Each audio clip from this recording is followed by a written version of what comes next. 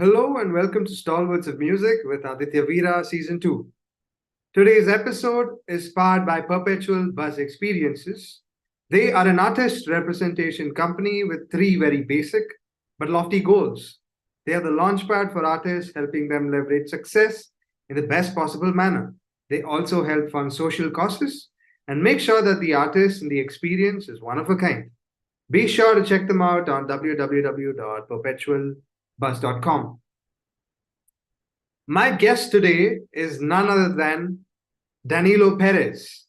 He's a solo artist and he's worked as a collaborator with jazz giants ranging from Dizzy Gillespie to Wayne Shorter for over 3 decades.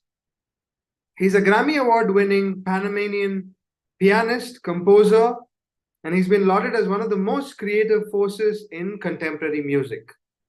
With jazz as the anchoring foundation, Danilo Perez's global jazz music is a blend of Panamanian roots, Latin American folk music, and West African rhythms, and European Impressionism. He's been promoting music as a borderless and a multi-dimensional bridge between the people. He's been recognized by UNESCO as the Artist for Peace, and he's the artistic director of the prestigious Berkeley Jazz Institute. He's also a music educator, social historian, founder of the Panama Jazz Festival, a man indeed of many hats. So without any further ado, I'm delighted to welcome my guest for today, Danilo Perez.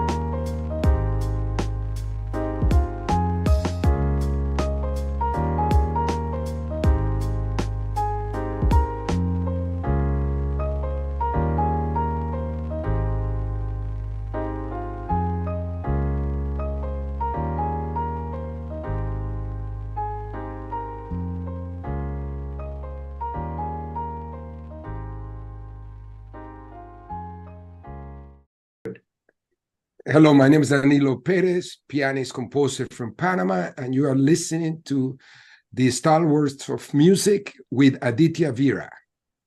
Perfect.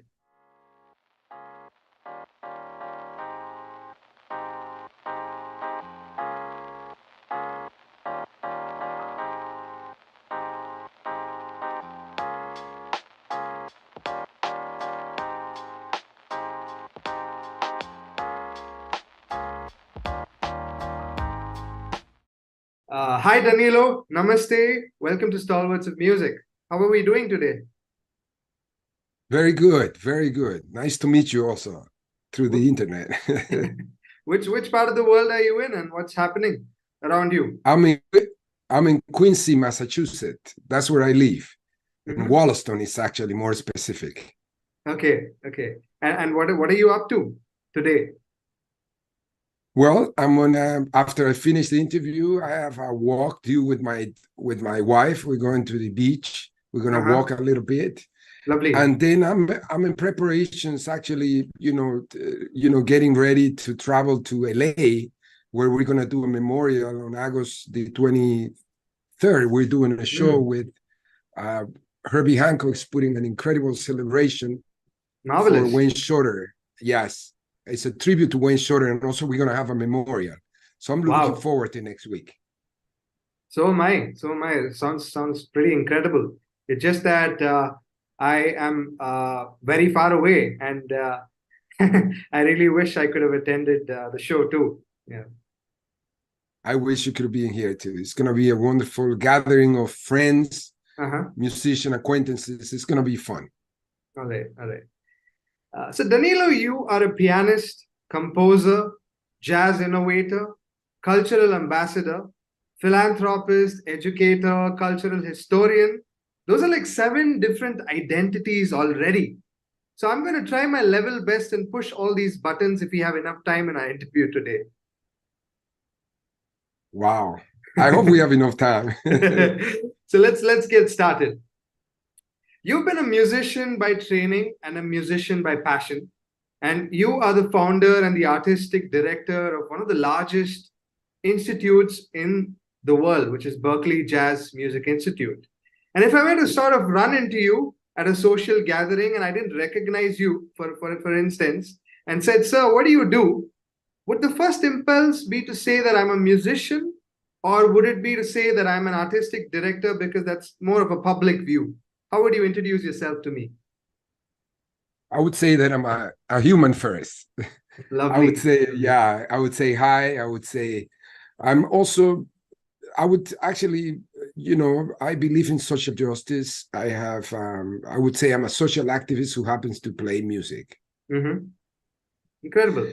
And you're referring to the Berklee Global Jazz Institute. This is in Boston.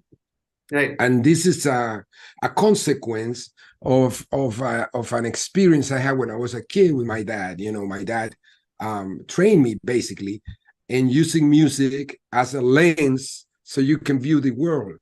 Use music to learn mathematics, geography, all of that. So that experience with the experience I had with Dizzy Gillespie talking about music for diplomacy, and Wayne Shorter talking about how music celebrate life, all of this, and the experience I had with my mentors, encouraged me and inspired me to put this Global Jazz Institute together. Lovely. If I may know, what are the implications of the kind of work that you're doing at this Global Jazz Institute that you mentioned?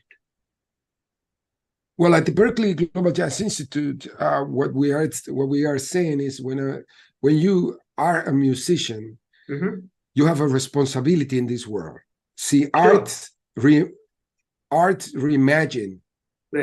a new society, especially after COVID. Musicians have been activated, artists have been activated, because we need to reimagine a new world.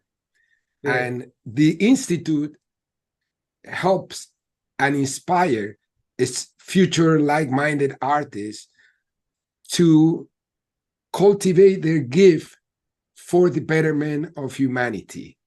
In other words, we have a curriculum that awakens the desire to use his talent to view music and the talent of music as a responsibility in this world. Incredible. So we interconnect music with social activism, music with other disciplines, with creative thinking, with arts. That's how we work at the Berklee Global Jazz Institute. I love how there's this amalgamation of 2 different ideologies. You're supporting social justice, working towards a cause, and of course there's also great music coming out at the same time. And I mean, to my surprise, I haven't really heard of such a thing in any other musical institute across the world, and it's quite commendable in terms of whatever you all are up to. Sounds very, very intriguing. Yeah. Thank you. I think it has proven to be a very a think tank, like a laboratory, but for very, very creative thinkers and creative musicians nowadays. Lovely. Let's talk about something lighter. In the all-new Amazon Prime documentary, which you shared of the legendary Wayne Shorter, I presume it's called Zero Gravity, and it's going to be out in the next couple Yes, of days, right? So a yes, yes. particularly intriguing moment unfolds, and there is a scene where you personally engage with Mr. Wayne Shorter, and you ask him a query about the prospect of rehearsal, and he responds back by saying, "You can't rehearse the unknown." What was he exactly trying to convey here?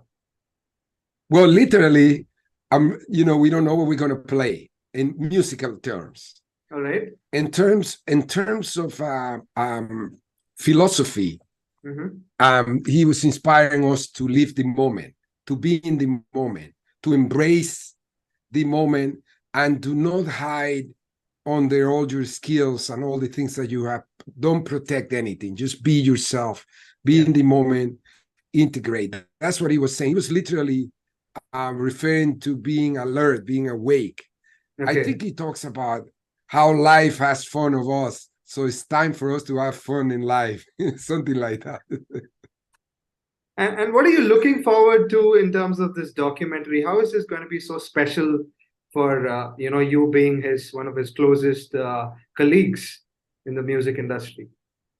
I think it's important because it will reveal for many of us, for many artists, for many of his fans, many of his friends, the mind, the inside work of a genius, and how he worked and how he encouraged all of us that before you are an artist, you are a human first.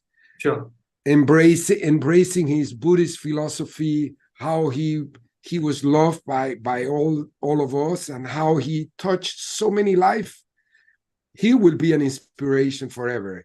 And people who watch this documentary will get a feeling of what Wayne Shorter was about. It's really going to be very special for a lot of people to hear things that they probably heard of, but they're going to hear it directly now from him.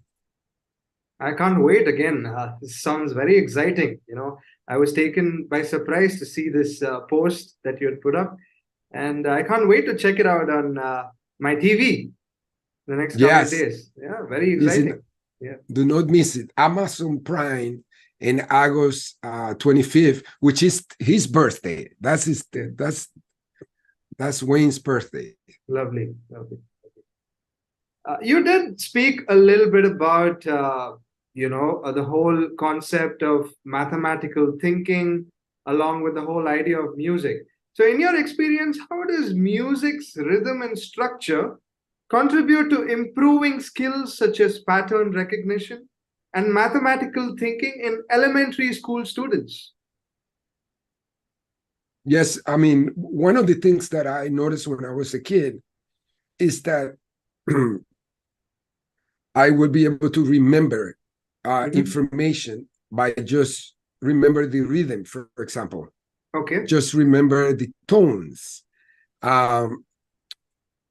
Nowadays, we know through music therapy and to a lot of research on the brain and music that music is the only thing that light up the whole brain, activate the whole cells in the brain, Right. And it makes sense because, when somebody, for example, have Alzheimer, if you start singing a song that person knows, that person you might create an environment that through that singing of that song, he start remember or she start remember her much life better. And becomes much better, and I had that experience with my grandmother. Actually, I would sing her a song and she would recognize me in a second, so we now know nowadays that music really have the power to be better for our health, for public health. Music it should be a required thing that we use music for health, for the public health system. Very interesting take. Had I known this earlier when I was a little boy, I would have found maths to be my favorite subject if I were to learn it the way you taught people. Yeah, it became for me, and I give you an example. Like my dad would be in the breakfast, he would say, when I started doing the auditions, he would say, plus 2 is 4. 4 plus 2 is 6. 6 plus 2 is 8. And 8 is, and he would leave the space, and I would say 16. You know what I mean? So that was it. Early in the morning, he would say, "Fa, fa, fa," and I would say, "Oh, how are you?" "I'm fine. I'm fine. I'm fine." "How are you?" "I'm fine." "How are you?" "I'm fine." Let's shift it around. "I'm fine. How are you?" "I'm fine. How are you?" He was tapping into creative thinking, into interconnecting language with music. And, it's all the great, like Dizzy Gillespie, Wayne Shorter, think that way, actually, naturally. Wayne would always think like that, and also Aditya, I study electronics. Many people say, wow, you were studying music and electronic. I say, well, it became a more of a natural thing when I use music for mathematics. Then I use it for other things. I like electronics. And I started, I went to study electronics, before I decided to change my life completely into music. Lovely. I can relate a lot to you, coming from a similar background. I have like a background in computer science, and also, trying to get the best of both worlds, in terms of music as well as, coding and everything that I do. So I can relate a lot in terms of that.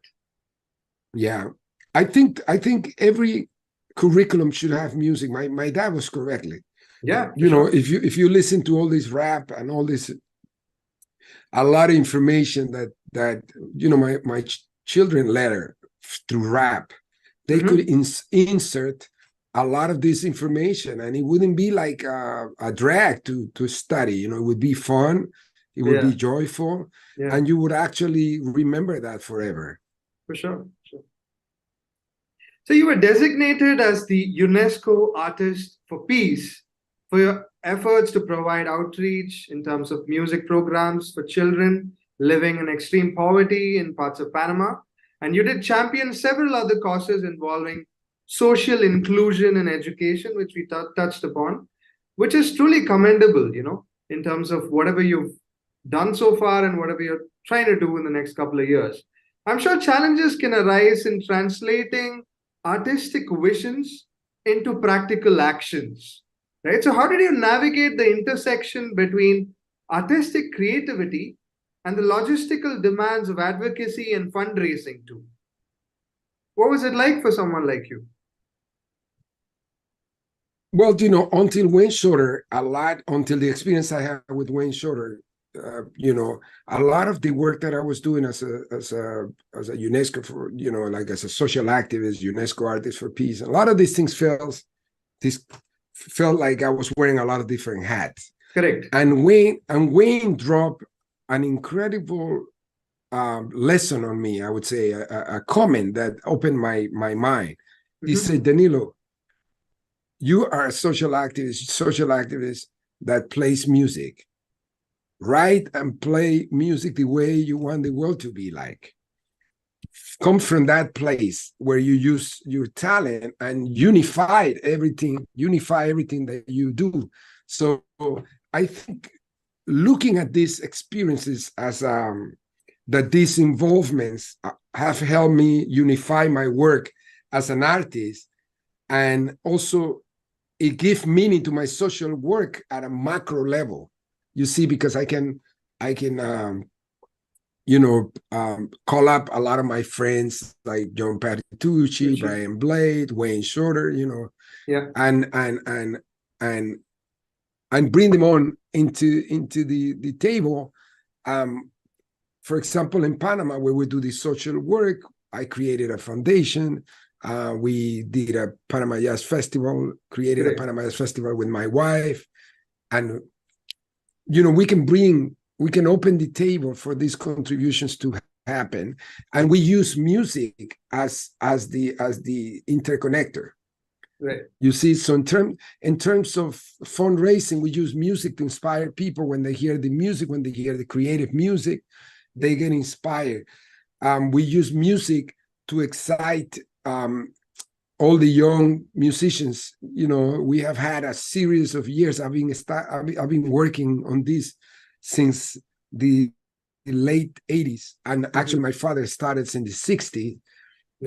So you can see the result nowadays, and we had used music to ignite this desire, these dreams, these changes in the students, in the funders, in the audience. You know, the Panama Jazz Festival, for example, is an event that have represented a tremendous impact for social inclusion.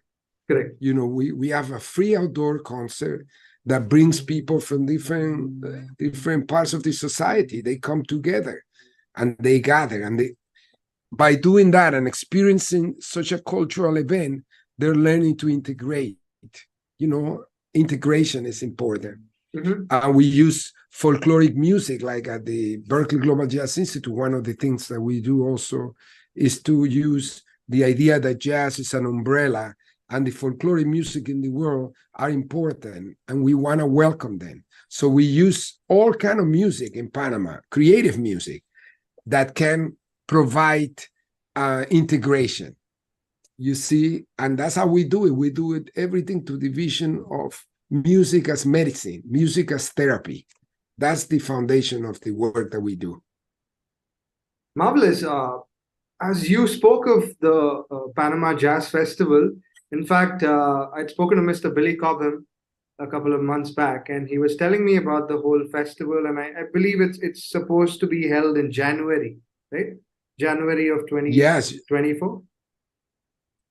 Yes, January 15th to the 20th.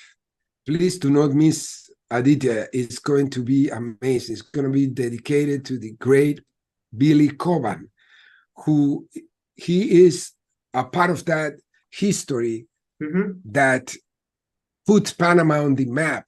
Correct. as a part of the history, of the narrative of jazz. You know, he's an incredible drummer from Panama, and we're going to dedicate the festival to him. Marvelous. In fact, I also did come up with an idea. If you're open to something like that, I wanted to do like a festival edition podcast wherein we document, you know, the conversations, the dialogues, the workshops, and everything that happens at the festival. And I'd like to do this as a collaboration with Stalwarts of Music. Ah, wow, fantastic. I'll send you the information. Patricia Zarate, my wife, is the executive director.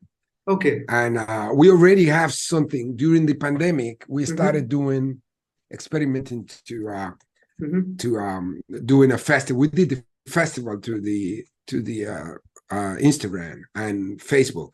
So I'll connect you with her. Yeah, that would be great. That'll be great. And also, a lot of Indian artists wanted to be a part of this festival. In fact, a lot of reputed percussionists like Mr. Darshan Doshi from India and Mr. Gino Banks have a lot to offer in terms of clinics and workshops and Indian rhythm techniques, Konakol workshops and stuff like that. So if there's a way they can participate, I'd be happy to bridge the two of you together. Oh, that'd be great. Fantastic. Let's stay in the conversation. So I also it's long overdue. You know, I 4 years ago, I had the amazing chance to play with Zakir Hussain. Lovely. John Patitucci, Brian Blay, and I played with Zakir Hussain. We did a quartet impromptu. It was an incredible experience. Okay. And he promised, Danilo, I'm going to take you to India. So I'm going to invite you to India. So I'm waiting for that invitation. Yeah, you should. So you should come down. You should come down. Yeah. I love to come. Yeah. Yeah, you should totally come down, and I'd also be happy to host you in my country and look for musical opportunities and be of some help to you, because it's great music at the end of the day, and it'll be something new for the people in India to witness your trio. Yeah. Yes, it would be amazing. It would be great. Okay. I'm going to go a little back in time now. Go to like a very significant anecdote to get an understanding. So with the USA's invasion of Panama probably in 1989, right? 20th of December, they were, this happened, and you had a concert planned on the 22nd, right? Like 2 days after this took place. So, what made you decide to still perform? What was the impetus behind that, and what did you see around you in terms of the sights, and what was going on, and what were you thinking in terms of this entire chaos which was ongoing at that point of time? I think it was a social justice strong call I had. It was a youth, I come from the generation of Panamanians who were promised that they would see the canal. We will own the canal. Right. We were promised that. This is our generation. Right. And that social call, so it was just a call. I just felt it. It was very dangerous. Yes. And I experienced this strong calling, and it was, our concert was December 22nd. The invasion happened December 20. Correct. So, they were in the middle of the chaos, and it came down a little bit, but it still was dangerous. And I had that urgency. I remember thinking, wow, if I'm going to die, I want to die playing music. I wouldn't do that now, but we did it. I talked to the musicians. They were scared. I invited one very important musician, Osvaldo Ayala. Mm-hmm. And I don't know. It's like I was thinking, like, I would rather die playing music. It just felt the right thing to do. When we got to the club was really packed. Okay. And people were they have different opinions about what should have happened. So there was a lot of animosity and stress, and some people lost a lot of family, so it was a very powerful experience. All right. Because I think I witnessed how music provided the healing experience of peace for that moment. It's a healing experience of peace in the middle of a war zone. That's what I remember. And I felt the power of music as therapy, as a healer, and it changed my life. That was an experience that actually changed my life. Takes a lot of courage to be doing something like that, and the level of patriotism that you've displayed is truly beyond commendable. Really, really appreciate your efforts and trying to spread unity through music and championing such incredible causes. So hats off to someone like you. Aditya, it's really interesting. Many justice movements throughout the histories have used music to invite and maintain broad participation in their initiatives. Art has played an essential role in major social movements in America, actually. Okay. Many protest songs, for example, have had a long history of engagement with social justice struggle to abolish slavery, universal right to vote, and other human rights agendas. This is a long history of how we naturally relate to music, how music can bring people together and can engage in the idea of hope together. When we have COVID, you see what kept us resilient was singing a song, was listening to music. So it's a natural connection that we have. Yeah. Especially in today's challenging times where hope might seem elusive, you've sort of emphasized the role of artists in reimagining a brighter future for themselves, right? Yeah. So could you expand on your thoughts about the responsibility and the process of redefining the meaning of hope that you're trying to put out through your music? I think when we perform for people, when we are able to express our opinion to the world and tell the story we want to tell. You know, I think you are some form of influencer, you know, some form of a designer of an idea, you know. I like to think of artists as those sort of like those creative guardians of the process,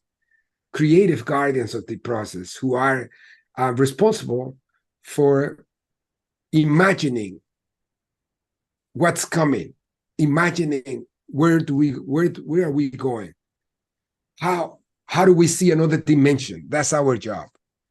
You know, how do we redefine joy? I think it's crucial. I think, you know, when we had the pandemic, the pandemic forced us to break with the past and imagine the world, a new world. Yeah. You know, and I think that's what's the call for us. It's like, okay, we are having a lot of this is like a gateway, like a portal between one world and the world that is coming, you know.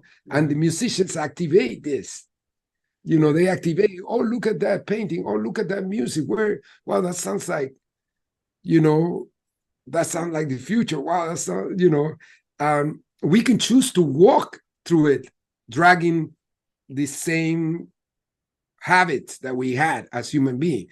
But I think those ideas, those moments, those spaces are important to create new spaces, and are the artists and the scientists, the mathematician, and you know, that are redefining where are we going.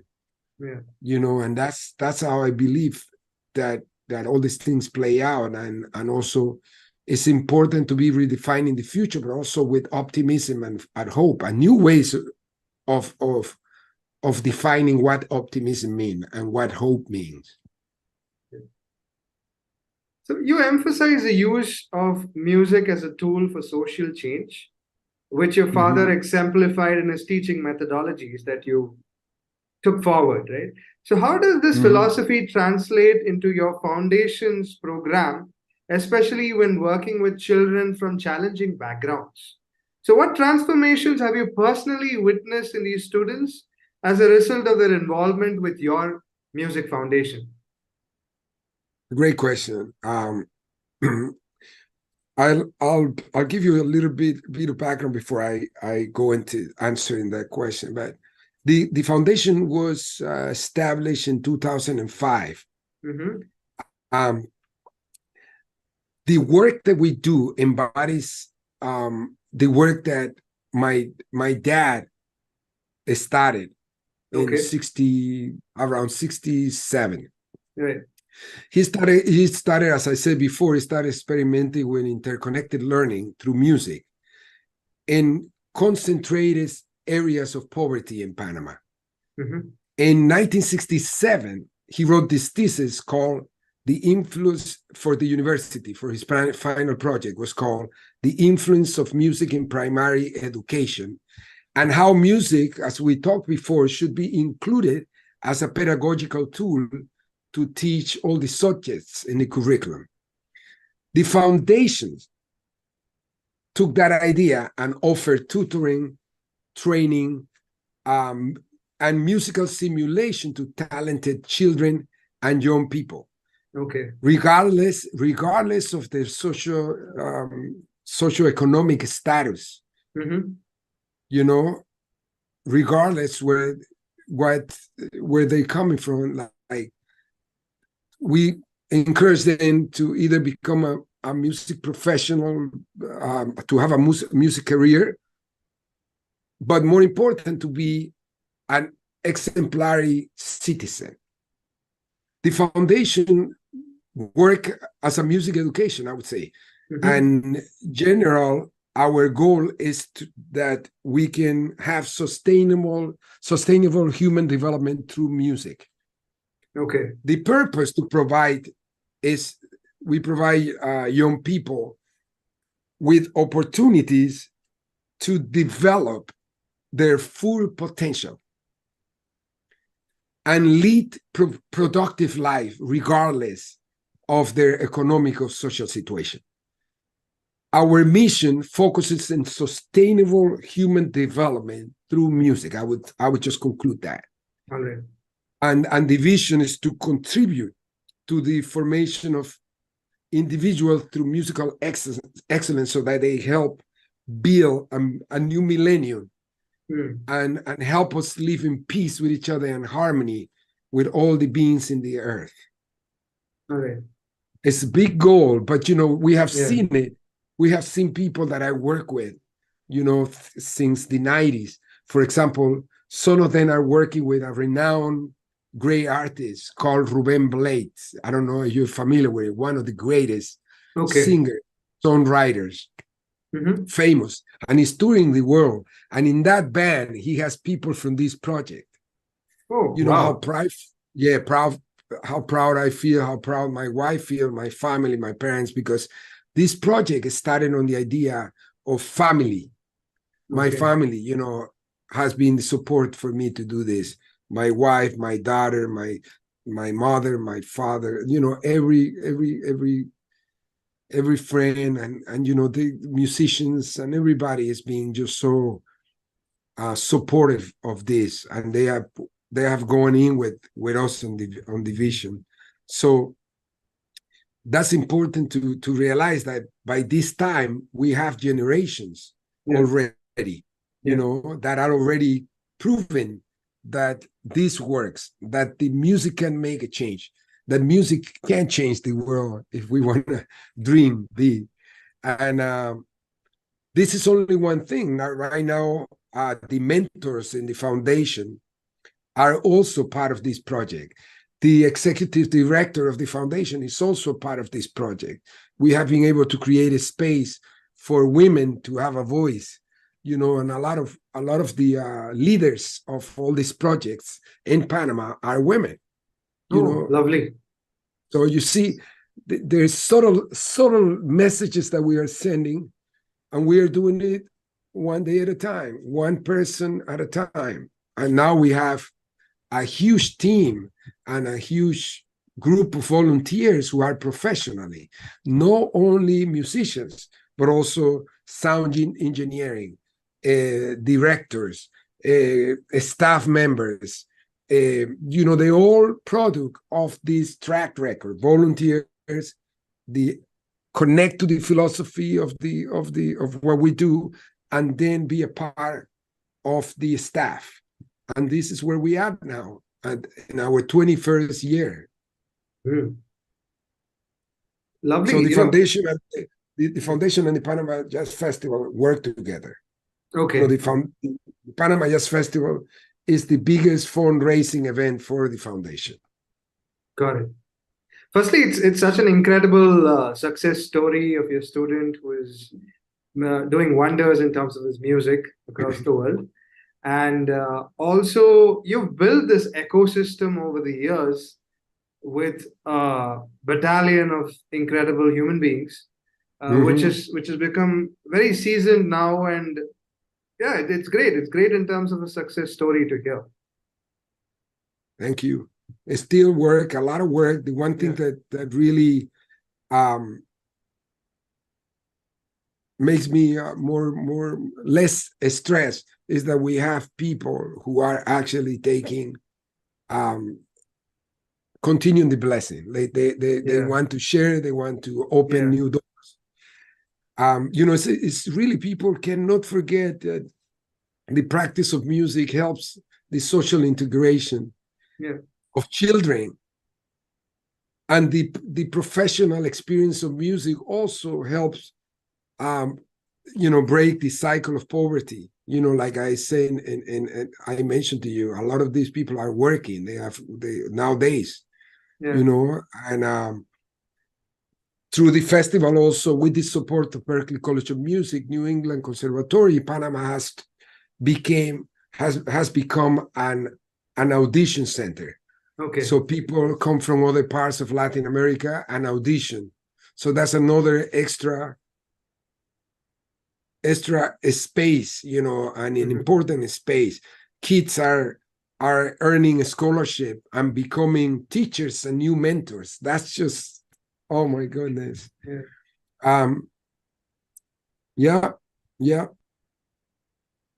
Great stuff. Great stuff to hear. Let's talk about the aspect of composition. When people are talking about encouraging someone to compose music, the first rule that one might start with is with an idea. They have an idea and they go ahead with the compositional aspect post that. And then one may think that, I might want to like further refine my composition. I've already laid the seeds and now I want to further refine it. I'll have to build on it, right? And let the first set of outpourings from the depths of their imagination emerge. So when does form, structure, beginnings, end, idea of consistency in terms of a composition emerge for someone like you? One of the first thing I would say is that there are many ways to get you in that zone, I would say, when you are rolling. I recognize that zone when I am like the inspiration, the muse, the spark. Yeah. That comes through many different ways. Sometimes for me has come in so many. I'll tell you some of them. For example, as a melody just pop up out of my head, and I just take an iPhone and sing it. An impromptu on the piano comes in and just it's a burst. It's like a need. I have to do that. A flower, a book, the lyrics of something, the numbers, your name. If I start thinking, when I play with Brian and John, I've told them sometimes I go, Brian play, Pavanda, John Paddy Tucci. Like I have those names in my mind, and I make an improvisation with this. So I am alert in what that moment requires. Sometimes the music just go and you shouldn't touch it. And that day you should let it go. And that's what we call comprovisation. The idea of composing with improvisation. That's what we did with the Wayne Shorter Quartet for 20 years. So I think pieces and themes are like plants. You should just put water on it and let it flower, let it grow. Nowadays, one of the greatest lessons I learned from Wayne was to write with the idea of syntax, like language, a phrase that has almost a lyric to, like think of lyrics. Even if you don't write the lyrics, but think of the lyrics and leave it there sometimes, and then come back tomorrow, continue writing the lyrics or the music. So you can go from both sides to get inspired. You see what I mean? Yeah. Sometimes I've been taking for the last 3 years inspiration for the way Toni Morrison writes. And I take phrases of her and I say it on the iPhone, and then I come back and put music to it. You see, so I'm constantly shifting. In the old times, I used to sing a bass line. And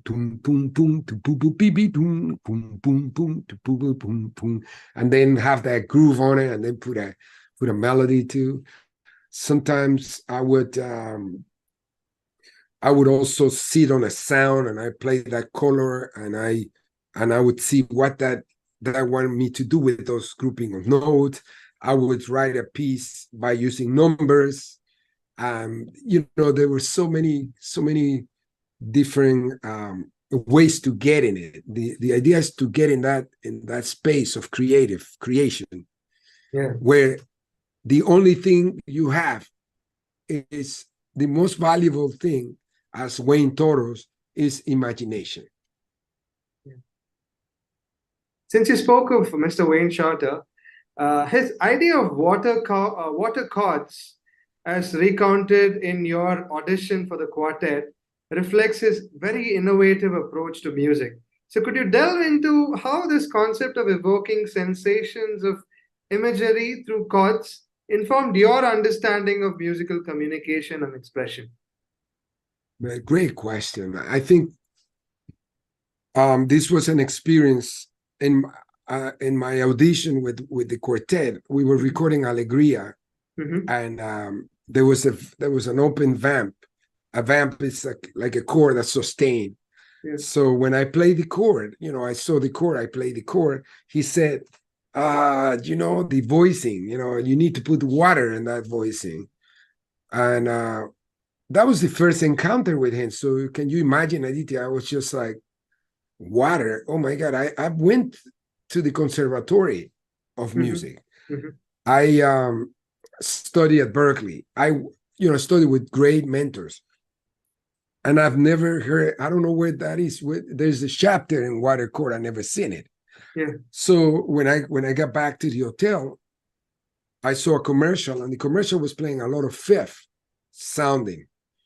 And then I wrote voicings and sounds that had those colors, in fifth, the same quality of the chord, but with those intervals. Okay. And when I came back the next day and played, he said, yeah. He said the same thing. He said, yeah. But he said, but the water has to be clean. The water has to be clean. And I was like, what? Of course, there was a little major second that I discovered 5 years later that was rubbing into a little bit. And he had the feeling he could perceive that. So he perceived that as not being totally transparent. He said, you have to look all the way down to the bottom. So right there, I said, oh my God, this is going to be unusual methodology. And I need to start thinking how to practice and prepare myself, So when I got the gig, after that, he called me to continue the record and invited me to join the quartet. The first thing I did, this is how it affected my music deeply. The first thing I did was to change the way I practice. Okay. And I started using that interdisciplinary and interconnective experience that I grew up on it to practice. For example, I started practicing with comics, Tom and Jerry, for example. And I would play tun tun tun tun tun tun tun boom boom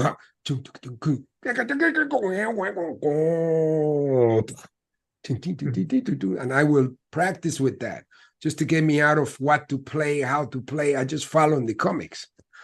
The first gig after we played with the quartet, I started playing, and Wayne looked at me and said, comics, yeah. I mean, he had the perception. Aditya was incredible.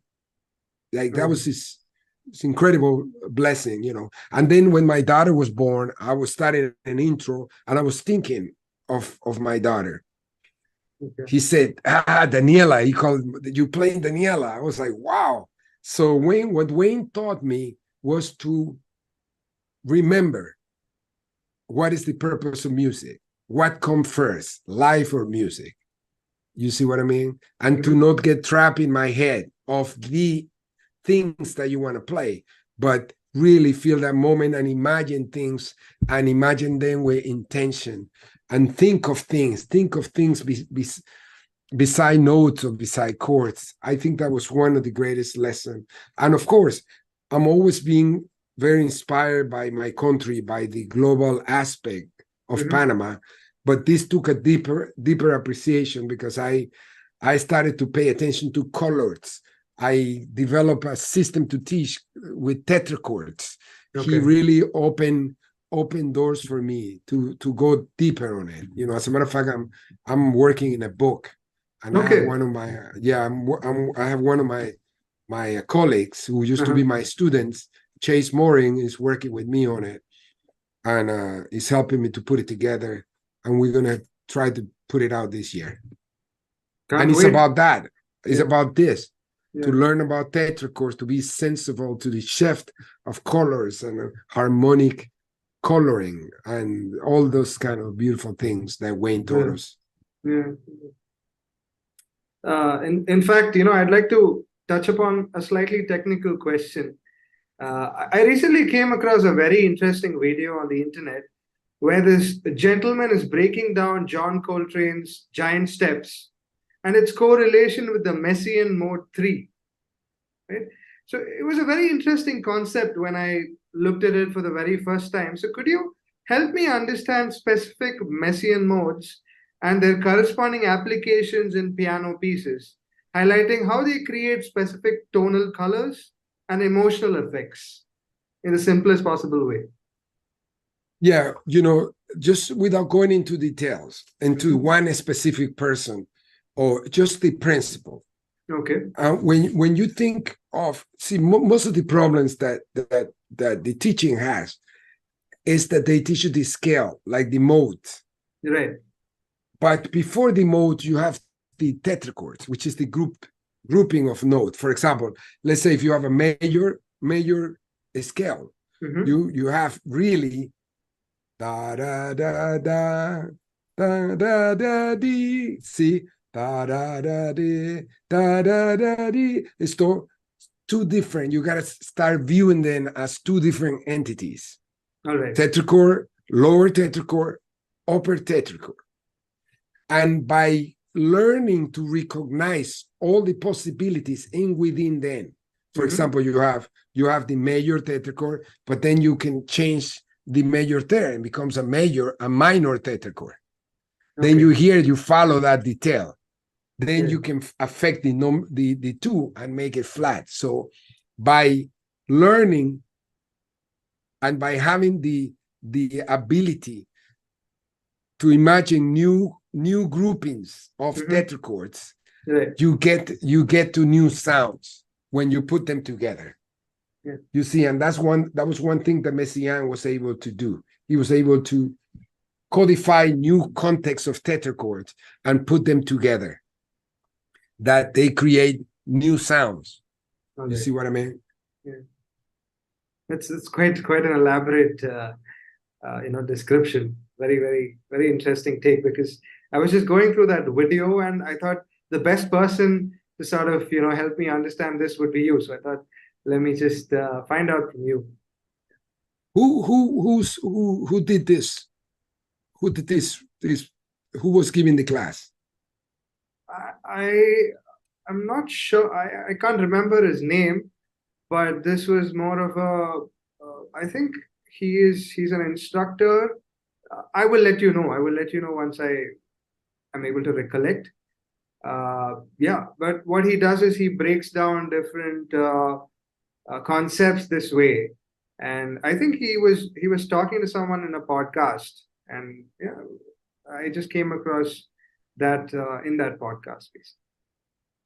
Yeah, I love to hear. So a lot of my students that are up there nowadays that are being able to work with, are also expanding and sharing this information in their own way. But the basic idea of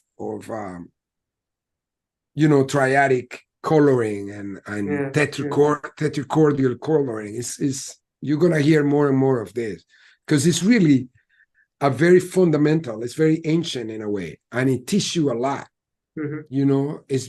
It's better to learn the intervals and all the combinations of the sound and to see it, to learn to see it separate. Then you put it together and create the sounds. It's more fun, and you'll take more chances that way. And you will start to voice lead tetrachordially, which is very important.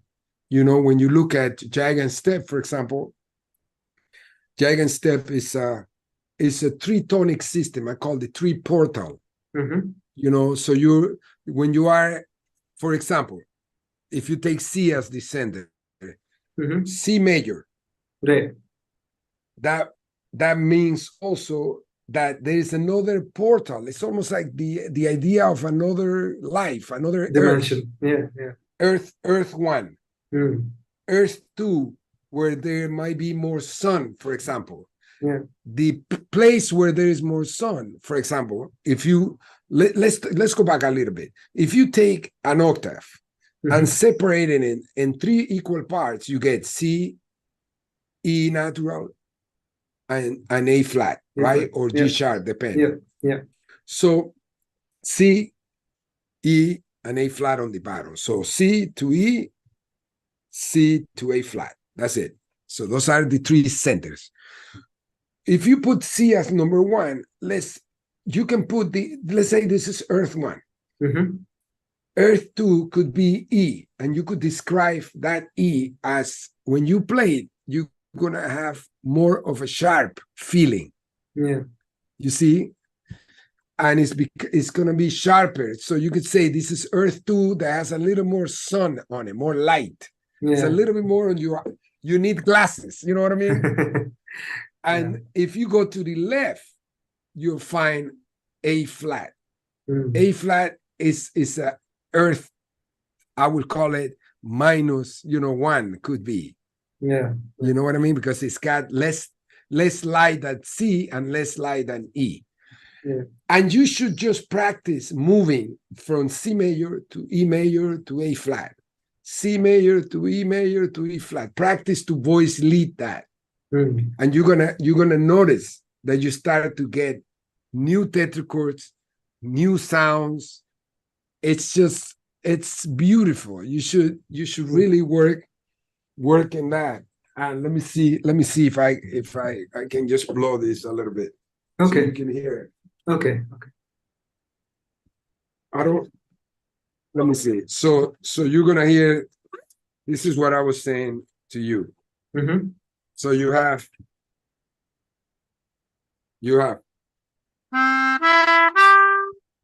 that's Earth 1, Earth 2. And make sure you sing it, right? Okay.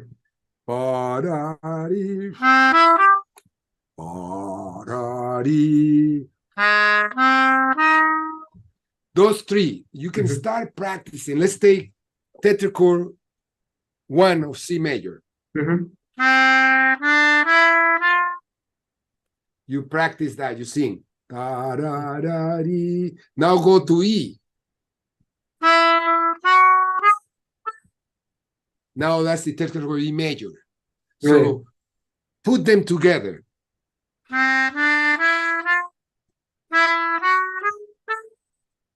Yeah. You see, now go back down.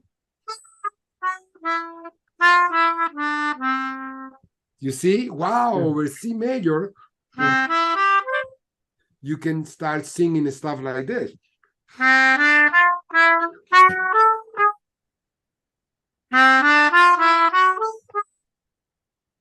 You see? Yeah. Now do the same thing with the Earth minor 1, the one that is darker. Go to A flat. You see, that sounds, there is less light there. Yeah. So now put them together the same way.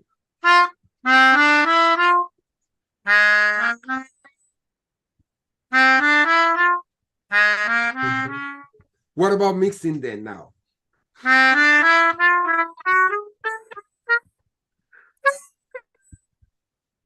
And you do the three of them. Yeah. You see? Yeah.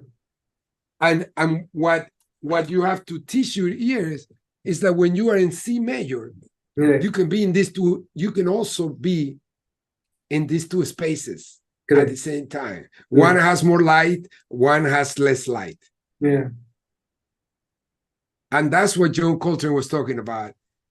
He was already practicing to disappear in these 3 dimensions. So that's a fantastic, the challenge of that is to be able to hear it, to practice enough that you hear and it doesn't sound, you want to take away the numbers, just to become a feeling, but it has a very unique feeling. You hear this in a lot of movies. Yeah. And Hunger Games got those movements. Correct. So Messiaen was using that idea to, and he was using it as a mode actually of the other of some mode that he created, and then you get to that when you do it in minor third major second, minor third major second. Yeah, especially the darker ones give that mystical feeling when you listen to it. Yeah. Yes. Crescendo features a variety of vocal expressions from vocalized to spoken word. How do these vocal elements enhance the storytelling aspect of music, and what emotions and narratives are they trying to convey? You mean when I'm playing, like when I was playing before, like if he's singing? I think my father is a singer. I also forgot to tell you this. He's a professional singer. He was very well known. And the kid, I was singing, and I would have loved to be able to sing, but my dad is so amazing. I think I stay with the piano. My daughter is an incredible singer, Carolina Pérez. She's working towards, and my wife plays saxophone. So my son played bass. My oldest daughter, Daniela, is gonna study biotech.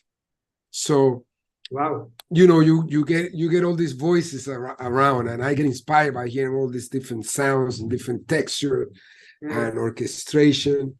And the best way to humanize the experience of what you're doing is to try to sing your ideas. That's really my example, and I've been telling my kids that since they were a kid. I really think when of course, I mean, I get frustrated sometimes because I cannot hit the right note, and I hear it in my mind, and it bothers me. But I think an attempt to be able to sing and to be able to humanize those experiences help you to develop in a very I would say organic way, in a very organic way. In the interest of time, I'd like to come to the last part of our agenda, which is the rapid fire. And this is a fun segment where I'll be asking you very short questions, and you can't think too much. You've got to be as spontaneous as you could possibly be with the answers. So shall we get started? Okay. What is that one song that always makes you cry?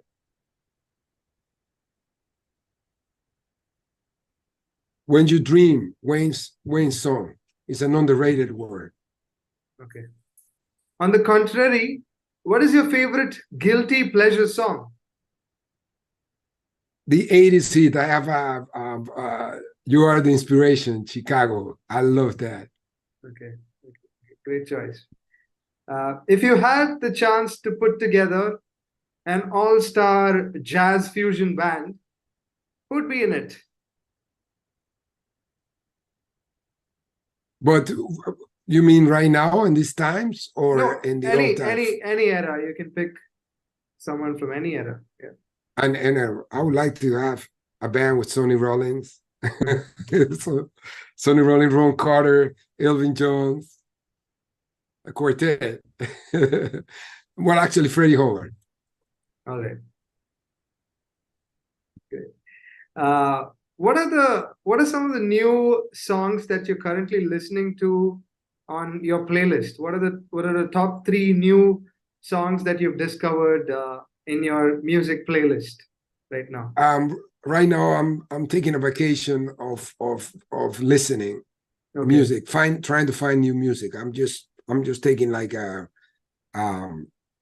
it's gonna be a month, like a withdrawal of yeah. All right. What is your favorite cuisine?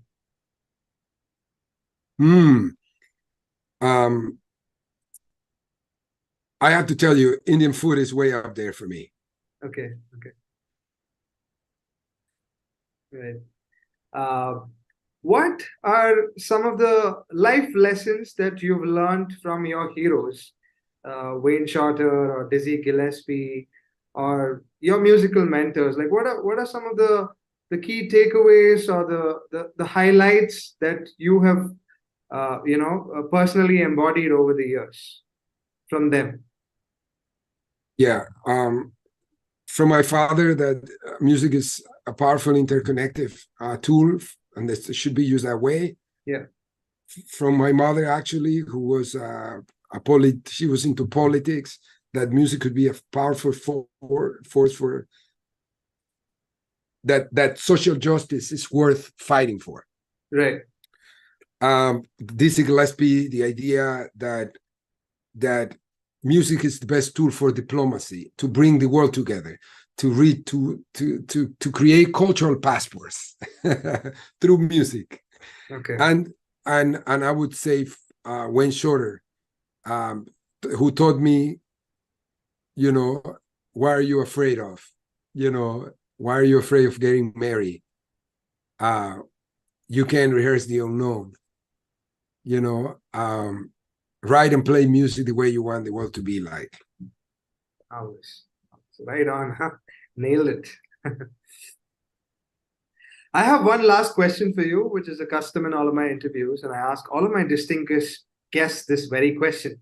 So here's the question for you, Danilo. Down in the distant horizon, what would you like to be remembered as?